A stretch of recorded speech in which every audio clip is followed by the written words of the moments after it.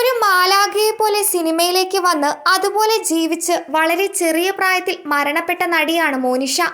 ആദ്യം അഭിനയിച്ച സിനിമയിലൂടെ തന്നെ മികച്ച നടിക്കുള്ള ദേശീയ പുരസ്കാരം സ്വന്തമാക്കിയ മോനിഷ വളരെ കുറഞ്ഞ കാലം കൊണ്ട് ഇന്ത്യൻ സിനിമയിലെ തന്നെ ശ്രദ്ധേയ നടിയായി വളർന്നു.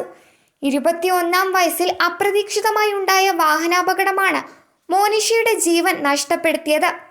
ജീവിച്ചിരുന്നെങ്കിൽ മലയാള സിനിമയിലെ മുൻനിര നായികയായി ഇന്നും നിറസാന്നിധ്യമായേനെ. 1993 ഡിസംബർ 5-നായിരുന്നു മോനിഷ അപകടത്തിൽപ്പെടുന്നത്. മോനിഷയും അമ്മയും സഞ്ചരിച്ചിരുന്ന അംബാസിഡർ കാർ ഒരു KSRTC ബസ്സുമായി കൂട്ടിയിടിച്ചാണ് അപകടമുണ്ടാകുന്നത്. മോനിഷയ്ക്കൊപ്പം കാർ ഡ്രൈവറും ആ അപകടത്തിൽ മരണപ്പെട്ടിരുന്നു. ഗുരുതരമായ പരിക്കുകൾ ഉണ്ടായിരുന്നുവെങ്കിലും മോനിഷയുടെ അമ്മ അത്ഭുതകരമായി രക്ഷപ്പെട്ടു.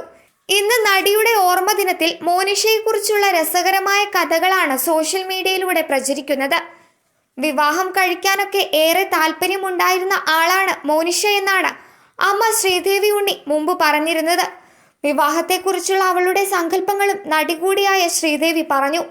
അതേസമയം മോനിഷയും നടൻ വിനീതും വിവാഹിതരായി കാണാനായിരുന്നു മലയാളികൾ കൊതിച്ചത്. ചെറിയ പ്രായത്തിൽ തന്നെ മോനിഷയും വിനീതും നായികനായകന്മാരായി നിരവധി സിനിമകളിൽ അഭിനയിച്ചിരുന്നത് കൊണ്ടാണ് അത്തരമൊരു വാർത്തകൾക്ക് കാരണമായത്.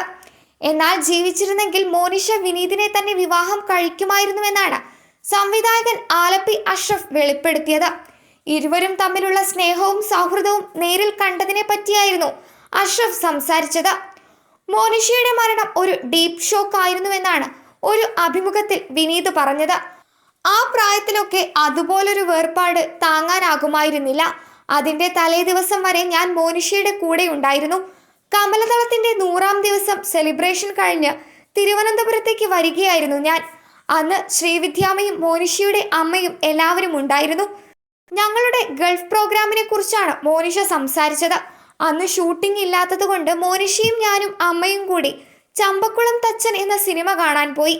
മോനിഷ സ്കാർഫ് കൊണ്ട് മുഖമൊക്കെ മറച്ചു പിടിച്ചാണ് സിനിമയ്ക്ക് പോയത്. സിനിമ കണ്ടതിന് ശേഷം ഞങ്ങൾ മസാല ദോശ കഴിക്കുകയും ചെയ്തിട്ടാണ് പിരിയുന്നത്. പിറ്റേന്ന് ഗുരുവായൂരിലേക്ക് പോകുമെന്ന് മോനിഷയുടെ അമ്മ എന്നോട് പറഞ്ഞിരുന്നു.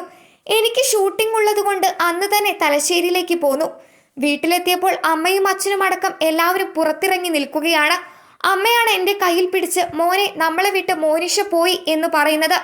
അത് കേട്ടതും എൻ്റെ ദേഹത്തോടെ തീ പോലെ എന്തോ പോകുന്നതായിട്ട് തോന്നി. അതിപ്പോഴും എനിക്ക് നല്ലതുപോലെ ഓർമ്മയുണ്ടെന്നും വിനീത് പറയുന്നു.